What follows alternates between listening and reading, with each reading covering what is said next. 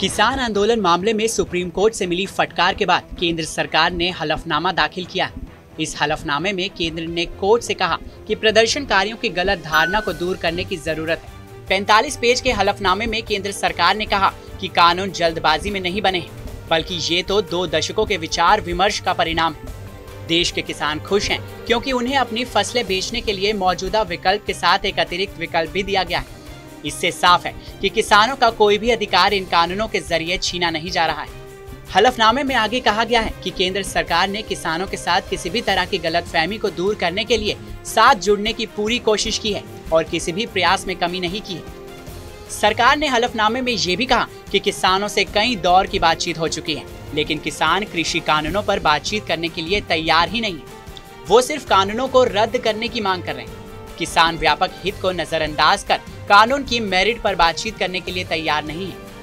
आपको बता दें, दिल्ली की सरहद पर पिछले 47 दिनों से किसान आंदोलन कर रहे हैं। सरकार और किसानों के बीच 8 बार अब तक बातचीत हो चुकी है, लेकिन कोई भी नतीजा नहीं निकला है। सरकार एक बार फिर 15 जनवरी को किसानों से बात करेगी। इसी बीच प्रदर्शनकारी किसान गणतंत्र दिवस के दिन ट्रैक्टर रैली आयोजित करने वाले हैं। इसको रोकने के लिए केंद्र सरकार ने सुप्रीम कोर्ट में अर्जी दाखिल की।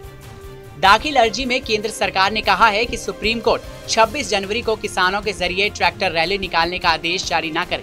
वहीं सुप्रीम कोर्ट की किसी भी समिति के सामने किसानों ने पेश होने से इनकार कर दिया है। किसान आंदोलन को लेकर याचिका में सुप्रीम कोर्ट की ओर से समिति गठित करने के सुझाव को किसान संगठनों ने खारिज कर दिया।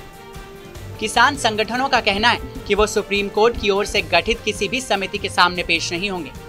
किसानों ने इसके पीछे केंद्र सरकार की जिद और किसानों के प्रति लापरवाह रवैये को जिम्मेदार बताया। संगठनों का कहना है कि केंद्र सरकार के रुख के चलते उन्होंने ये फैसला लिया। इससे पहले मंगलवार को सुप्रीम कोर्ट ने किसान आंदोलन से जुड़ी सभी याचिकाओं पर सुनवाई की थी। याचिकाओं पर सुनवाई करते हुए कोर्ट ने सरकार को जमकर फटकार लगाई थी और कहा था कि वो केंद्र सरकार के रवैये से नाखुश है।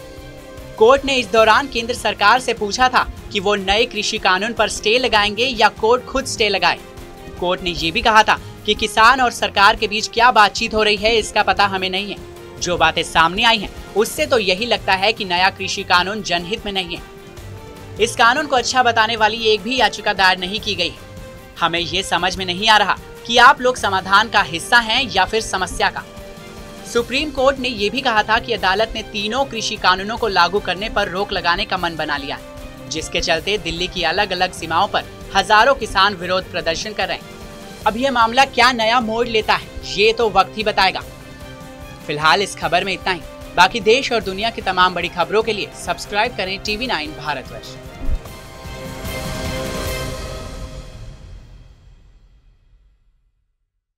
अड़ी सोमवार से शुक्रवार शाम 6 बजे सिर्फ TV9 भारतवर्ष पर।